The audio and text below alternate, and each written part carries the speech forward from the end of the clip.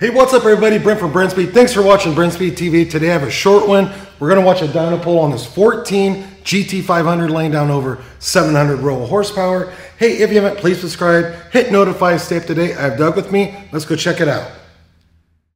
All right, the backstory on this car is this client bought it used. I already had most of the mods on it. I'm gonna show you. We did install a set of American Racing long tube headers. Doug, come down here and take a look. So we have the factory supercharger. It's the 2.3. I love this, and back in the day, Ford Racing sold this for like 3,000 bucks.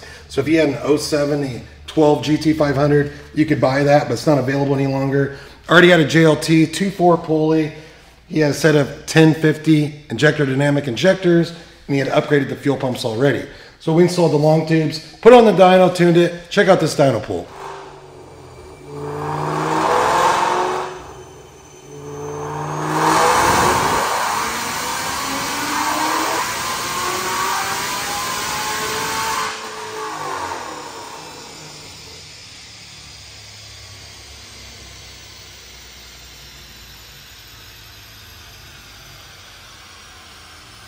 All right, DynoJet SA8. One of the coolest things about the GT500 is this torque you're gonna look at. Check it out.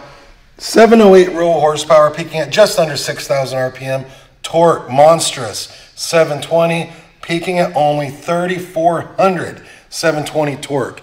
That number is awesome. That's why these cars are so sick on the street. So it's a 14 GT500, super clean car. I love the color. Hey, if you have any questions, feel free to leave a comment. Happy to answer. You can email quote@brenspeed.com and say, hey, what's this cost to get installed? Thanks so much for watching.